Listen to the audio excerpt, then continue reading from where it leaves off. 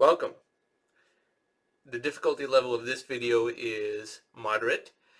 Today we're going to talk about the retail apocalypse, which is something you hear about a lot in the media, and especially because of the COVID-19 crisis that has kept people under quarantine and more unable to just go shopping as often as they used to in physical retail locations.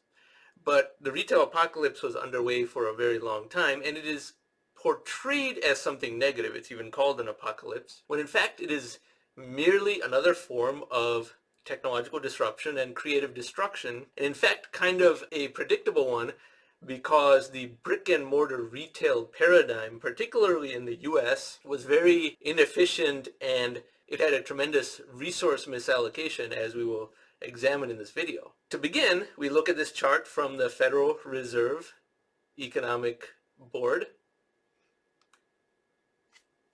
You can see here, where the cursor is, the percentage of e-commerce out of all US retail sales.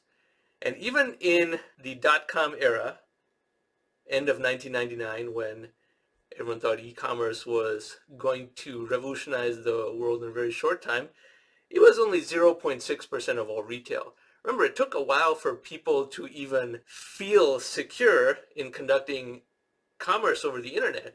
Back in 1997 or so, the notion that you would give your credit card number to Amazon and let them keep it, that was frightening to a lot of people. They thought, how is that even remotely secure?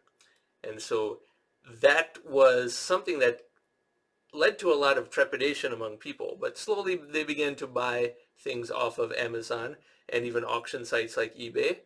And there was a dot-com bust, but even in the recession, this gray area is a recession, you can see that the percentage of retail that was comprised of e-commerce did not go down at all. So despite the massive dot-com bust, this percentage was barely interrupted at all. It grew kind of steadily. There was a second recession, 2008, 2009, much longer, and then started to grow more quickly, becoming 7, 8, 9%, 10%.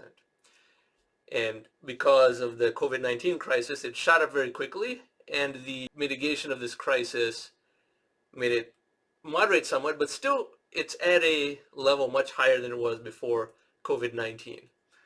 Now, over the course of the 20 years of this chart, we can see how steady of a growth this percentage actually is. The categories of retail that were most vulnerable to e-commerce displacement were books and electronics, and we all know about Borders Bookstore and electronics retailers such as Circuit City, CompUSA, and now Fry's Electronics even. They've all been displaced. Even small commodity hardware retailers have been displaced by e-commerce because e-commerce is just more practical for something like that. Of course, there are certain types of retail that will not go to e-commerce anytime soon, such as grocery shopping, that too for perishables. But more and more is being displaced by e-commerce. Now, why is this? The concept of e-commerce is nothing new. It's been going on for 25 years for most people. And the belief was that it was just that you get something a little bit more cheaper, which is not even really the case anymore, and the convenience of being able to have it delivered to your home, being able to read product reviews and read questions that other customers have asked and answered about the product, thereby making a much more informed decision when you go to Amazon or other e-commerce sites. However, there's much, much more to it than that. The first e-commerce revolution was in the dot-com era, either side of the 2000 period. The second one is happening now, and that is one of data. Just think of it this way. The brick and mortar retail experience does not generate a lot of data, whereas shopping on Amazon does generate data, and all that data is owned by Amazon, and Amazon's share price has just risen incredibly. It's gone up about 6x in the last 3 years or so. 6x. The revenue of Amazon did not grow all that much over this period, nor did the e-commerce experience change dramatically. It's just that the company got repriced for the age of data. And brick and mortar retail doesn't gather the same amount of data.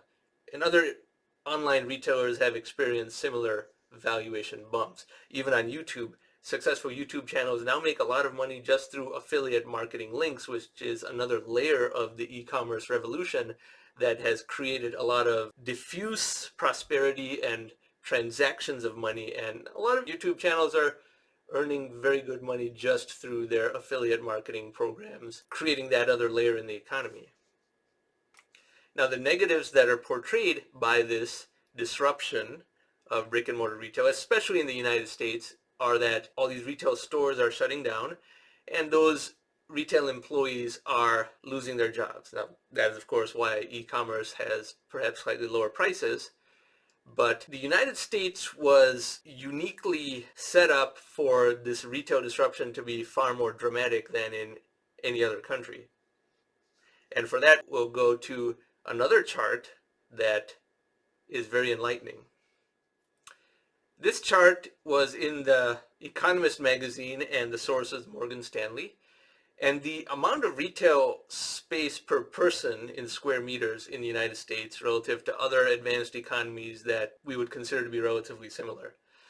The United States is about 6 times more than the United Kingdom and France. It's more than twice as much as even Australia, a country with a very low population density, but 6 times more than the United Kingdom. And Mexico is even much less still.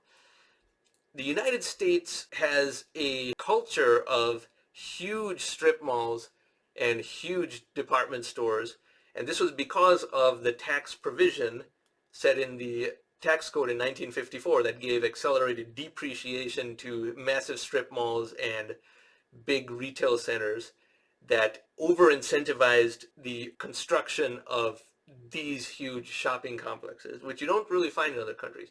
This is a huge amount of land that is allocated into e-commerce and comprises a misallocated resource in the age of e-commerce. It is dead capital. It is valuable suburban and urban land. Remember, retail shopping centers are deliberately constructed where a lot of people live so as to be convenient to those people. Therefore, that land by definition is proximate to valuable residential land.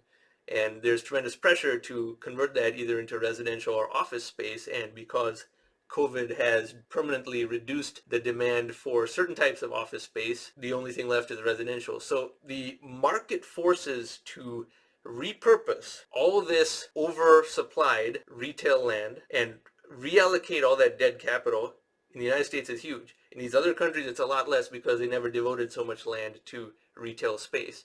This is a huge dimension of the e-commerce revolution because we are going to get in the United States all this land freed up.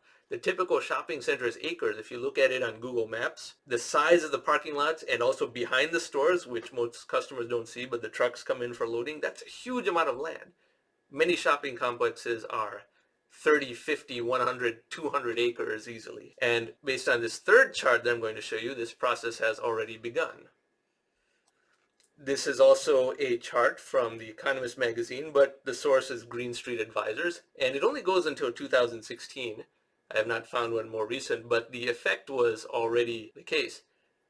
Department stores in the US, stores that cater to multiple types of products rather than specialty retailers, are the most vulnerable to e-commerce because the space of a department store depends on many sectors doing well. And the sales were already dropping. If you see from my cursor, it dropped 30% just from 2006 to 2016. And the retail floor space only began to correct much later. But eventually the retail floor space reduction has to converge down to the loss in sales. And that is a huge amount of space that has to be repurposed. And we've all seen images of these entire malls that have shut down and now have trees and plants and even animals kind of roaming through there. But the parking lot land is not even shown. That's acres and acres.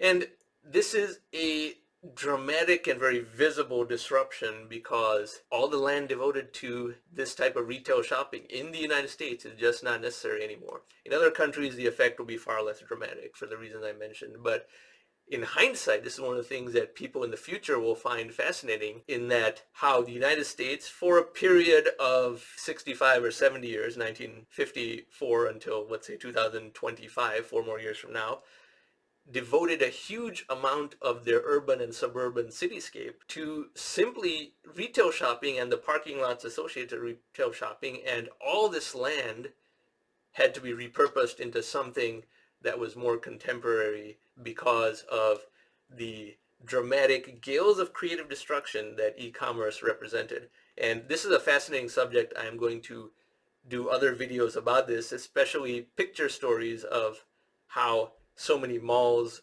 have had to be abandoned and are derelict, and the process of repurposement of them.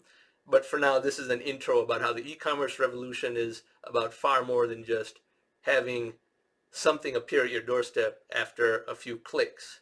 The resource repurposement and the churn of dead capital is extremely fascinating, and the repurposement of all these misallocated resources is actually very exciting. It increases the prosperity of everyone just through this creative destruction. Thank you for watching.